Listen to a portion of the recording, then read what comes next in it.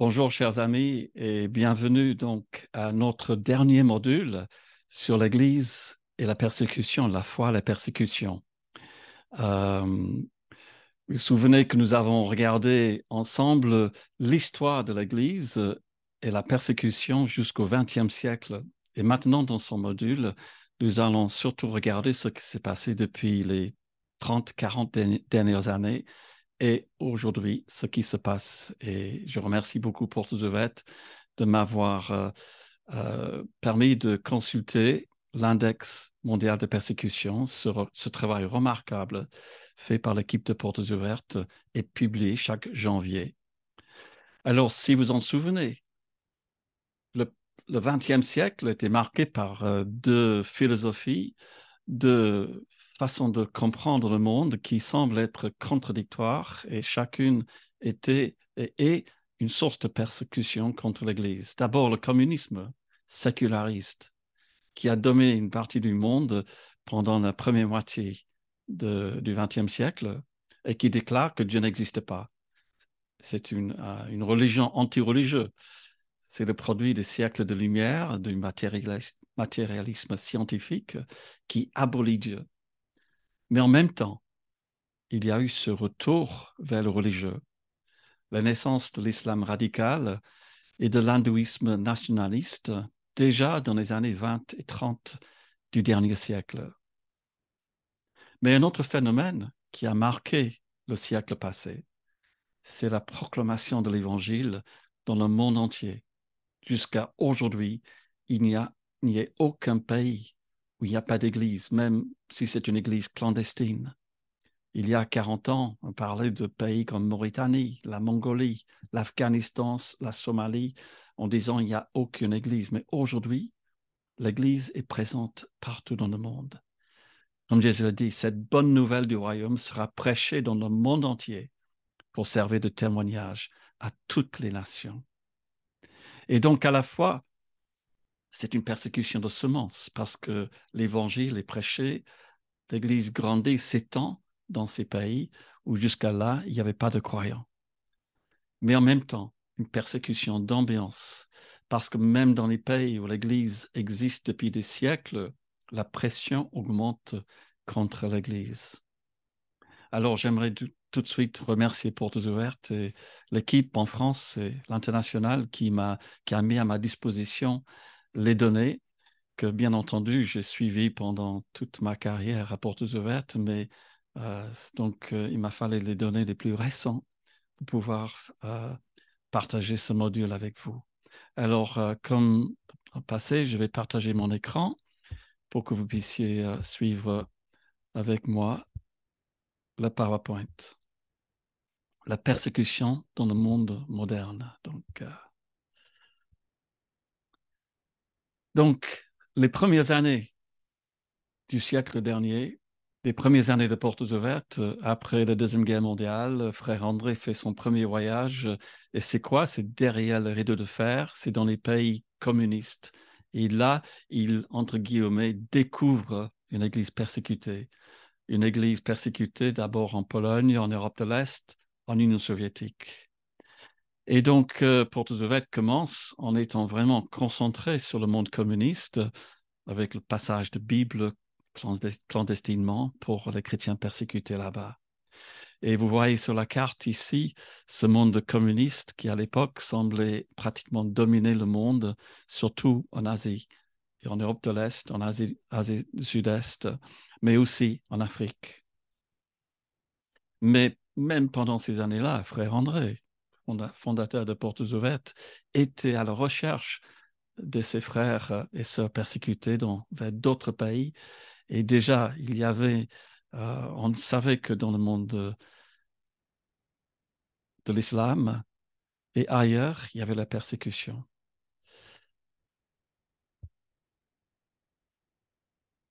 Puis, 1979, c'est Lénine qui a dit qu'il y a des décennies où rien ne se passe et des années où des décennies se passent. Et 1979 était l'année qui a un peu préparé tout ce que nous vivons aujourd'hui et depuis les 20 ou 30 dernières années. Qu'est-ce qui s'est passé pendant cette année remarquable? D'abord, bon, c'était juste avant, décembre 78. En Chine, Deng Xiaoping devient le premier du Parti communiste. Il lance l'économie chinoise. Il commence à s'ouvrir vers le monde extérieur pour l'économie. Et ça permet à la Chine de résister aux problèmes qu'a vécu l'Union soviétique et poursuivre comme pays communiste jusqu'à aujourd'hui. Et puis, deux événements pendant l'année 79. D'abord, au mois de février, la révolution islamique en Iran. Le retour victorieux de l'ayatollah Khomeini à Téhéran. L'exil du Shah et le début d'une révolution islamique chiite en Iran. Mais en même temps, en fin d'année, un événement en Arabie Saoudite avec une prise d'otage dans la grande mosquée. Et on commence à voir l'extrémisme sunnite terroriste qui cherche à dominer le monde islamique. En même temps, à cette époque-là, l'argent du pétrole permet au financement d'un islam conservateur, wahhabiste, dans le monde entier, surtout en Afrique. Et enfin, le dernier événement de cette année, c'était l'invasion de l'Afghanistan par l'Union soviétique. Et c'est cette guerre en Afghanistan qui va être euh, le clou dans le cercueil, comme on dit, de l'Union soviétique. Et c'est les musulmans, les talibans, Al-Qaïda, qui croient que c'est grâce à eux qu'ils ont vaincu le système communiste. Et donc, portes ouvertes, après la chute du rideau de fer, commence à faire cette étude qu'on appelle l'index mondial de persécution, qui était d'abord un travail en interne pour que nous puissions comprendre davantage la situation de l'Église persécutée.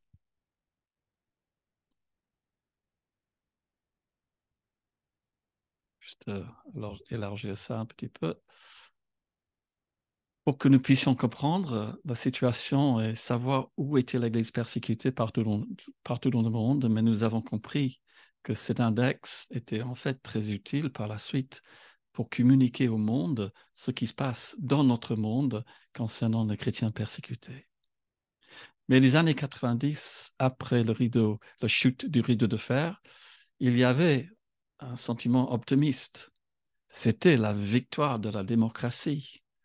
Francis Fukuyama a écrit un livre en disant que c'était la fin de l'histoire, la réussite du monde démocratique. De plus en plus de pays devenaient démocratiques, de 35 jusqu'à 110 pendant les années qui suivaient.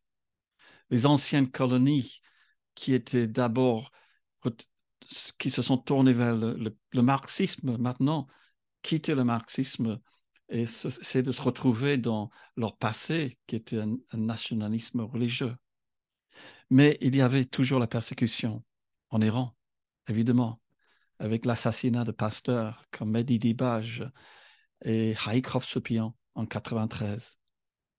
En même temps, la Chine, qui avait vu ce qui s'est passé en Europe de l'Est, s'est endurcie contre l'Église en disant que c'est à cause de l'Église que le communisme était tombé en Europe de l'Est. Et donc, grâce aux prières de Portes ouvertes, la fameuse campagne de 7 ans de prière pour l'Union soviétique, et c'est comme si les Chinois avaient reconnu la place qu'avait l'Église euh, dans la liberté qui est venue dans le monde ex-communiste en Union soviétique et l'Europe de l'Est. Et donc, la Chine s'endurcissait et voulait contrôler l'Église. Ils avaient même dit il faut étouffer l'enfant dans la crèche. Il ne faut pas que l'Église grandisse en Chine. Évidemment, ils n'ont pas pu le faire.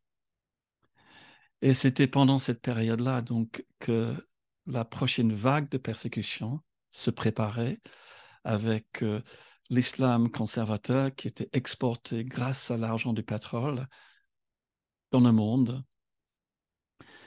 et la première guerre du Golfe qui a donné l'impression dans beaucoup de pays que les chrétiens étaient liés aux Américains et donc le christianisme était mal vu comme étant une religion américaine, surtout dans le monde islamique.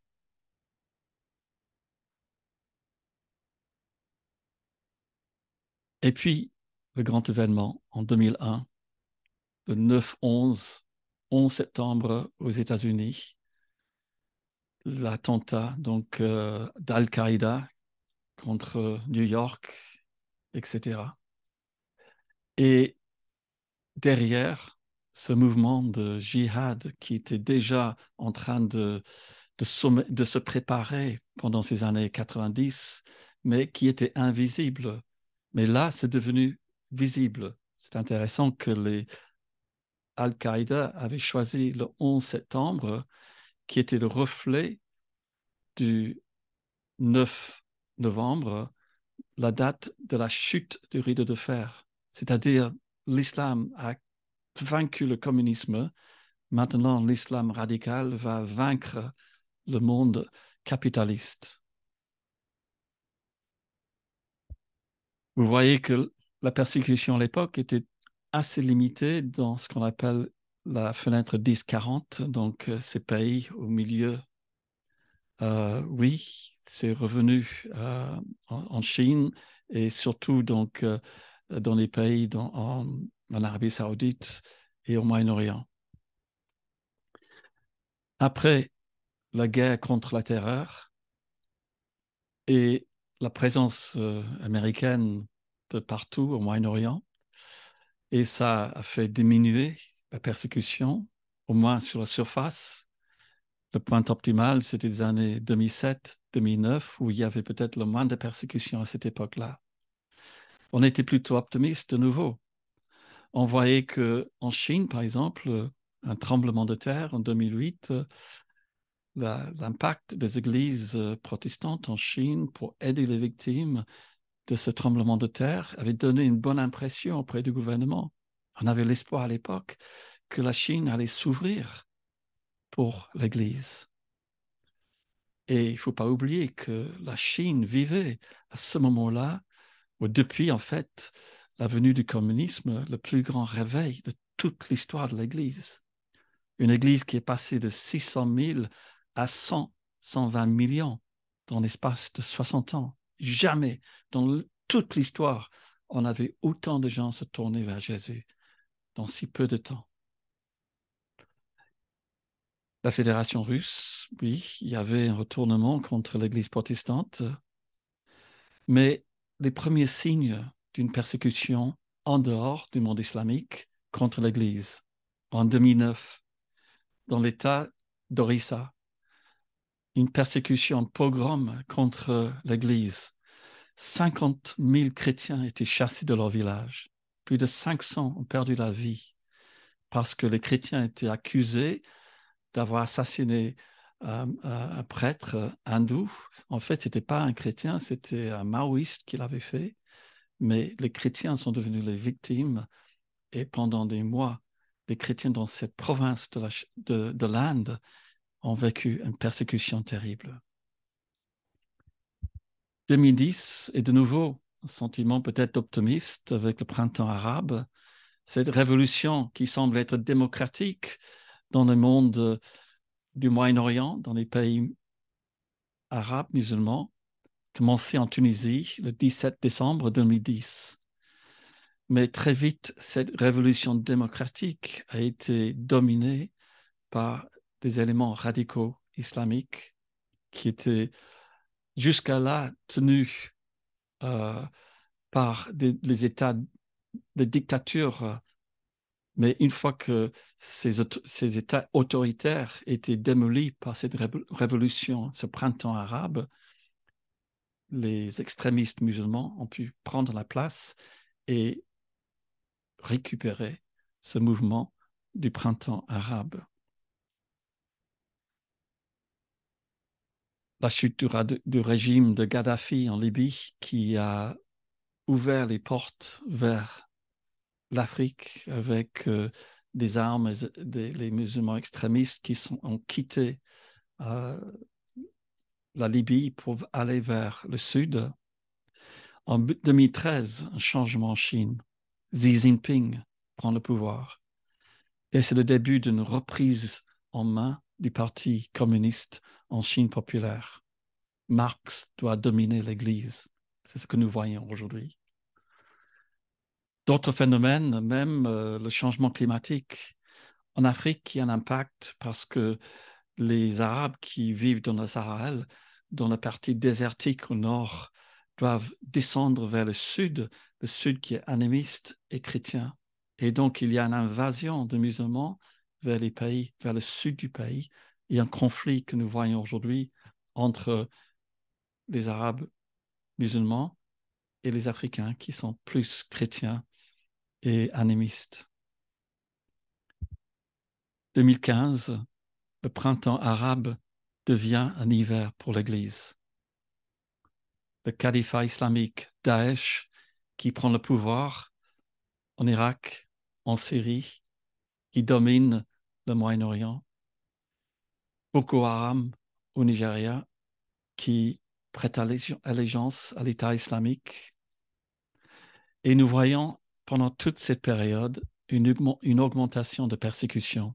Ici, le chiffre que Portes Ouvertes a donné cette année, où on voit chaque année une augmentation de persécution partout dans le monde.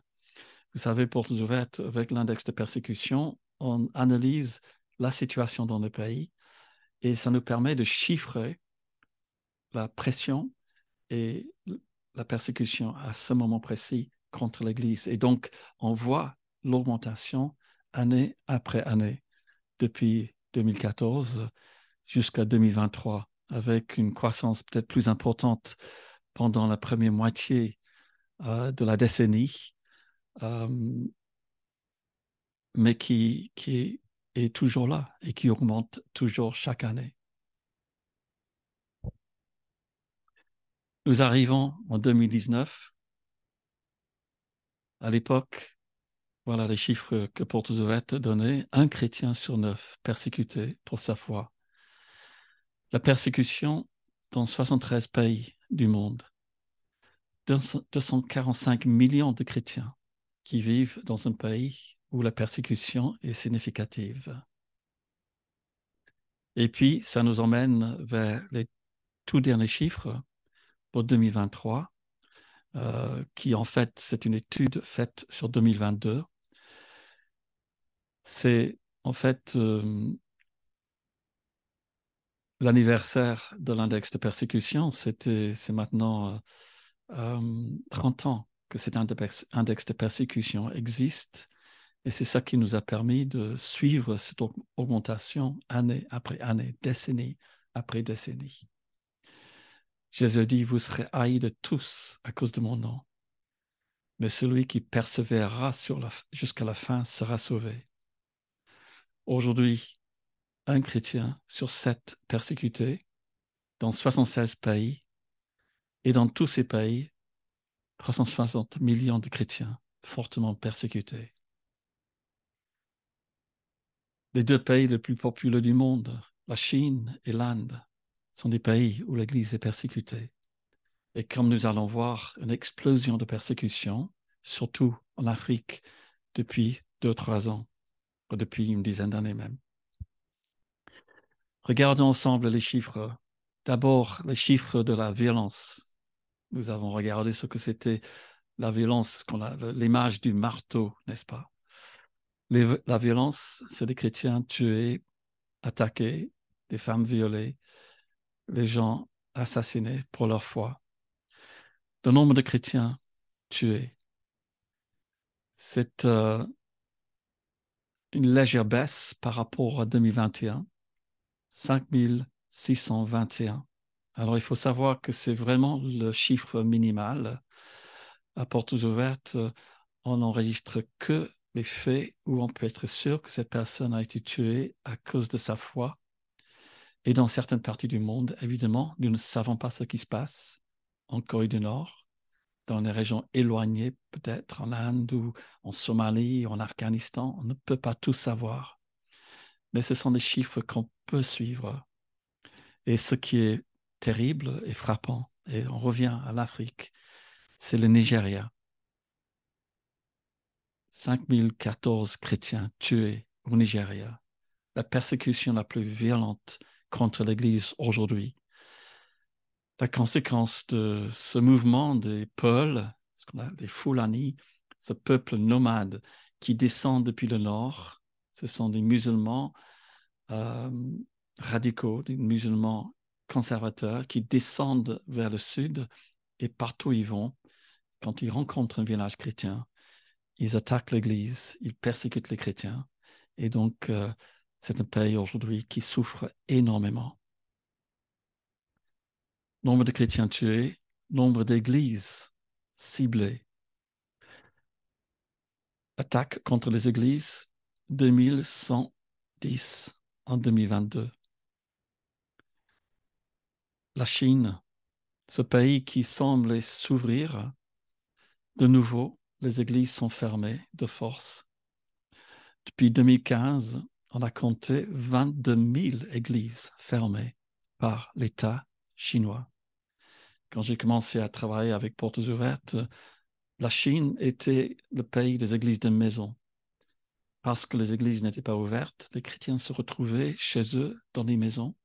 Et c'était le pays des églises de maison. Il y avait une église d'État qui était strictement contrôlée, le mouvement patriotique des trois autonomies, qui était tellement contrôlé par l'État que la plupart des chrétiens se retrouvaient chez eux dans les églises de maison.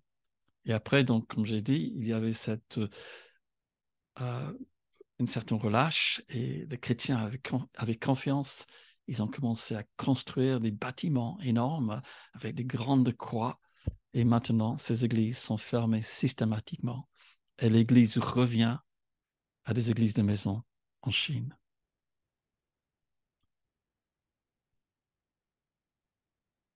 Et puis, d'autres chiffres, le nombre de chrétiens détenus en prison, 4542. Le nombre de chrétiens kidnappés. Les chrétiens sont aussi utilisés comme moyen pour gagner de l'argent, kidnappés, emmenés comme esclaves, des femmes comme esclaves sexuels dans certains pays. Si vous voulez savoir plus sur ces chiffres, je vous encourage à visiter le site de Portes Ouvertes et de recevoir chez vous, de commander les documents, le cahier sur l'index de persécution et surtout inviter les équipiers de Portes Ouvertes chez vous qui peuvent vous donner les dernières informations. Voilà la fameuse carte de l'index de persécution du monde entier où nous voyons les pays. Plus la couleur est foncée, plus la persécution est intense dans ce pays. Et là, vous voyez le nombre, les chiffres qui donc chiffrent les 50 premiers pays où l'Église est persécutée. La Corée du Nord qui reste numéro 1, sauf l'année dernière. Ça fait des années, une dizaine d'années, quinzaine d'années que c'est le premier pays où l'Église est persécutée dans le monde. L'Église officielle n'existe pas à part deux églises factices qui sont juste pour impressionner les touristes, mais en fait, ce ne sont même pas des chrétiens qui participent, c'est des figurants pour donner l'impression qu'il y a quelque chose. En dehors de ça, si on découvre que vous êtes chrétien, vous êtes emmené dans un camp de travail forcé. Et pourtant, il y a une église qui compte des dizaines de milliers, des milliers, des milliers de chrétiens et qui se retrouvent en secret et qui gardent la foi. C'est merveilleux que même dans un pays comme la Corée du Nord, l'Église continue et les chrétiens annoncent la foi et les jeunes viennent au Seigneur. La Corée du Nord devient encore plus difficile avec une nouvelle loi qui est sur ce qu'ils appellent la pensée anti-réactionnaire, qui criminalise tout matériel publié d'origine étrangère. Donc, un jeune qui est attrapé en train de regarder une vidéo ou quelque chose qu'il a réussi à télécharger depuis l'étranger risque la prison et surtout des Bibles et tout ce qui touche la foi chrétienne. L'Afghanistan, qui était numéro 1 sur l'index de persécution en 2021, donc l'année dernière, il y avait une certaine relâche. En fait, ce n'est pas vraiment que la vie est plus facile pour les chrétiens, mais la plupart des chrétiens maintenant sont à l'étranger. Ceux qui sont à l'intérieur du pays gardent leur foi, évidemment, totalement pour eux-mêmes. Et les talibans ont besoin d'assouplir un petit peu la situation parce qu'ils ont besoin d'étrangers. Donc, il y a des étrangers, surtout les hommes, qui peuvent venir dans le pays. Donc, c'est peut-être pas tout à fait... c'est une impression de plus de liberté, mais il y a moins de persécutions en ce moment en Afghanistan. Voilà, donc les 10 premiers pays selon l'oppression, avec, comme dit, la Corée du Nord, pays numéro 1. L'Afrique. L'Afrique qui est le pays qui est un grand souci, ou le continent où on voit cette augmentation de persécution. Et j'aimerais juste vous laisser regarder cette animation que Portes Ouvertes a préparée cette année, où vous voyez donc l'élargissement de la persécution sur le continent africain, donc depuis 1993 jusqu'à 2023. Et donc l'Afrique, un des continents les plus chrétiens, un continent où la population augmente le plus dans notre monde, et c'est aujourd'hui la population où la persécution augmente le plus. Donc, différents types de persécution sur ce continent.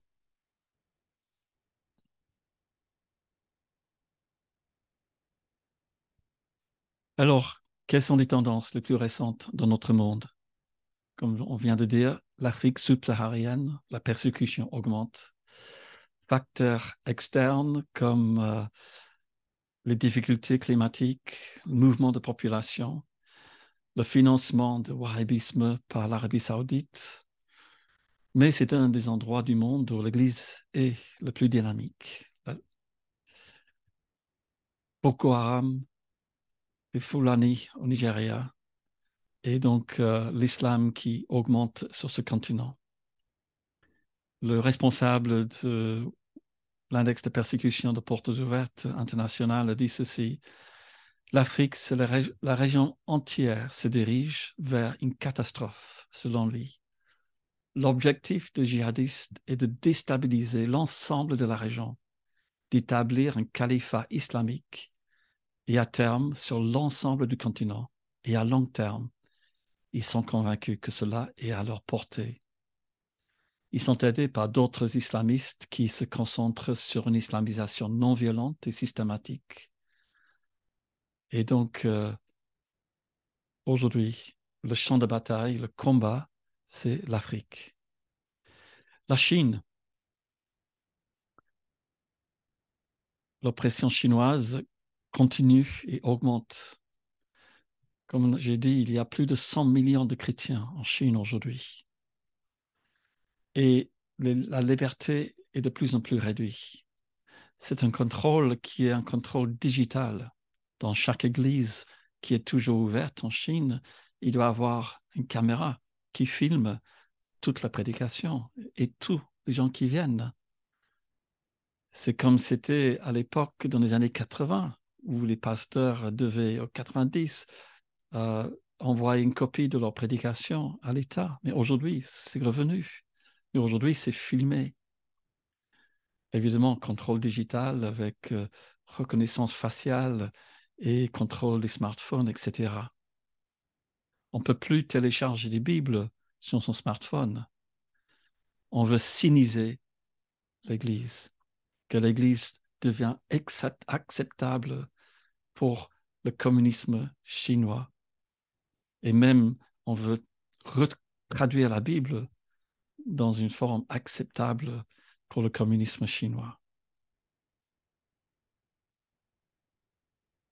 On voit aussi une dégradation en Amérique latine.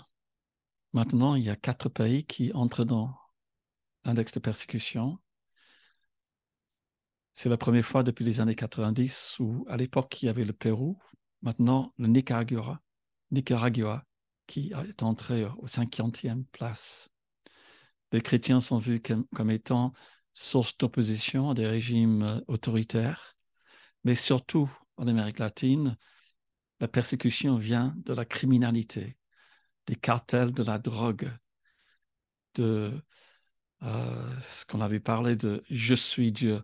Et c'est comme l'homme veut utiliser la drogue, la criminalité pour contrôler la population. Et l'Église est vue comme étant une opposition, une force pour le bien.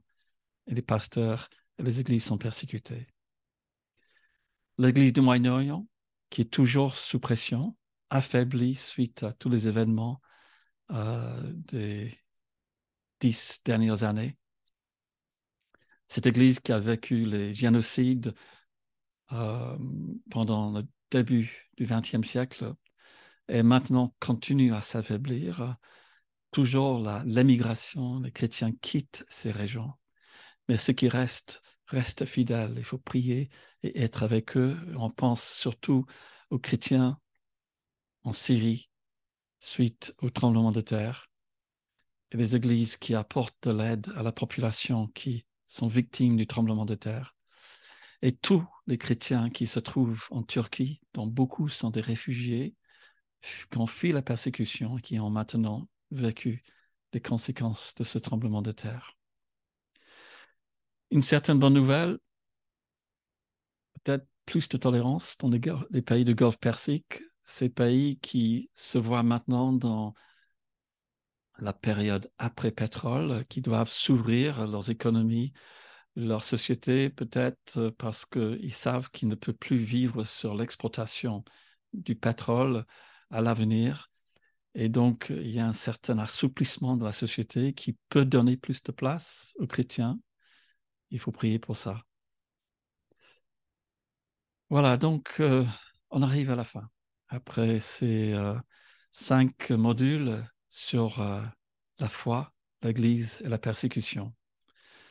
Nous avons commencé, n'est-ce pas, avec le récit de Caïn et Abel dans Genèse. Nous avons vu comment tout le long de l'histoire de la Bible, ceux qui restent fidèles à Dieu ont été confrontés à une opposition.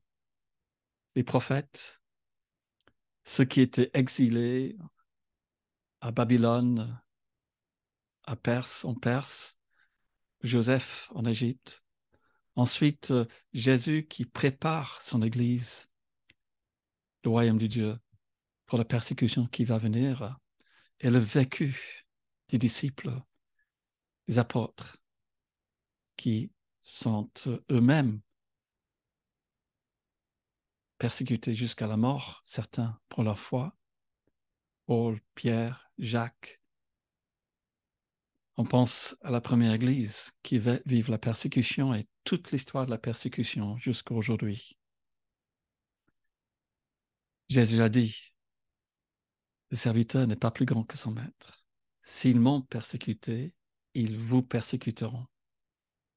Et Paul, dans 2 Timothée, tous ceux qui veulent vivre pieusement pour Jésus-Christ seront persécutés. Est-ce que je suis pessimiste? Non. Parce que, comme Tertullien dit, le sang des martyrs est la semence de l'Église. Comme Origène a dit, ce qui est le plus dur pour l'Église n'est pas la persécution, mais l'absence de persécution, parce qu'on risque de s'endormir. Et dans un monde où ça devient de plus en plus difficile de vivre notre foi, nous avons besoin de ce modèle qui est l'Église persécutée. Nous avons besoin d'imiter sa foi, son engagement, son courage.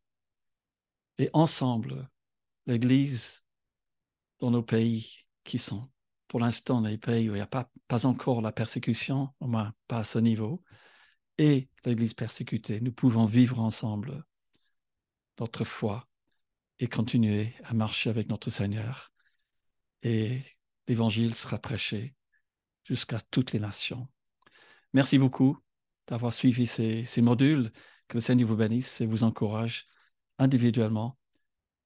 Merci pour l'occasion à l'équipe de transmettre, de m'avoir donné cette occasion de parler de ce sujet que, comme vous le savez, j'ai tant à cœur. Merci beaucoup.